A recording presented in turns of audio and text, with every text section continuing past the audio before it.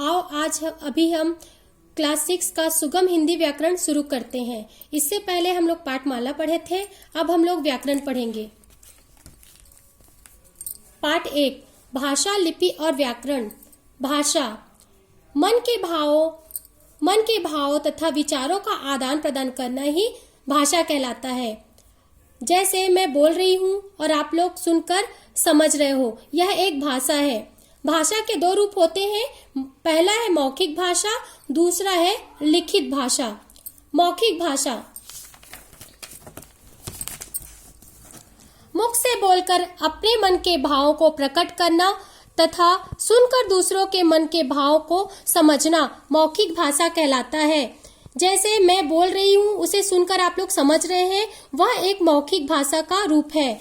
दूसरा है लिखित भाषा, अपने मन के भावों को लिखकर प्रकट करना तथा दूसरों के मन के भावों को पढ़कर समझना ही लिखित भाषा है। जैसे हम लोग ईमेल पढ़ते हैं या बुक में लिखा हुआ पढ़ते हैं, वह एक लिखित भाषा का रूप है।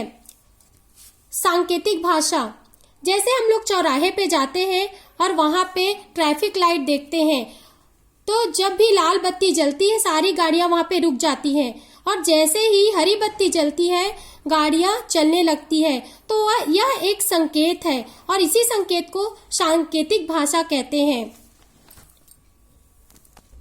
चलिए हम लोग आगे देखते हैं मातृभाषा। मातृभाषा का शाब्दिक अर्थ है माता की भाषा।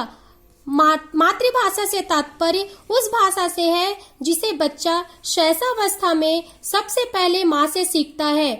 बच्चा जिस परिवार में रहता है, बड़ा होता है, उस परिवार के सदस्यों की भाषा को अपनाता है और सबसे पहले उसी भाषा को सीखता है। यही मातृभाषा कहलाती है। अर्थात सबसे पहले बच्चा अपनी माता से जिस भाषा को सीखता है वही उसकी मातृभाषा कहलाती है। बोली, किसी क्षेत्र विशेष में बोली जाने वाली भाषा बोली कहलाती है। जैसे हम लोग छत्तीसगढ़ में रहते हैं तो हम लोग छत्तीसगढ़ी बोली का प्रयोग करते हैं। जो लोग बुंदेलखंड में रहते हैं उन लोग बुंदेलखंडी बोली का प्रयोग करते हैं।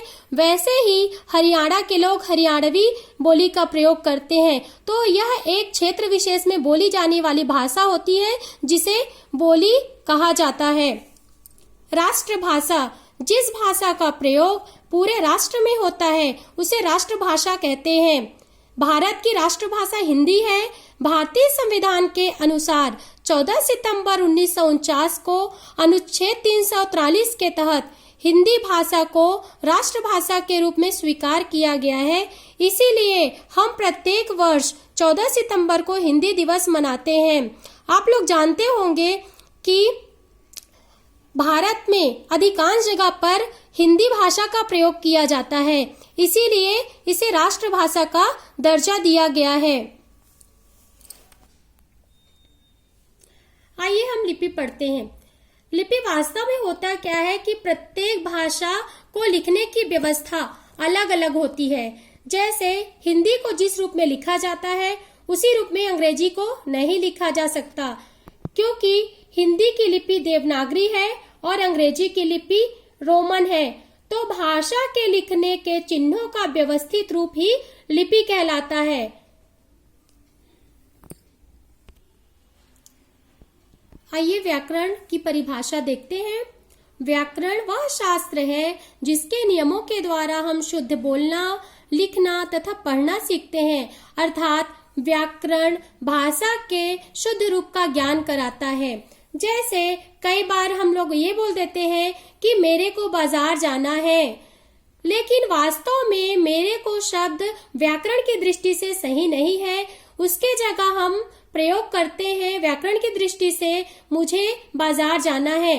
तो इसी तरह से व्याकरण हमें शुद्ध लिखना, शुद्ध पढ़ना और शुद्ध बोलना सिखाता है। व्याकरण के 3 अंग होते हैं, वर्ण विचार, शब्द विचार और वाक्य विचार।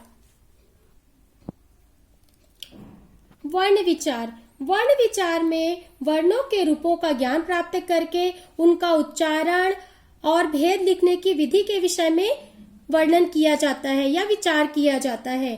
शब्द विचार में शब्दों के भेद, बनावट, उत्पत्ति आदि के विषय में विचार किया जाता है और वाक्य विचार में वाक्यों की रचना, उसके भेद, वाक्य विग्रह और विराम चिन्हों के प्रयोग पर विचार किया जाता है।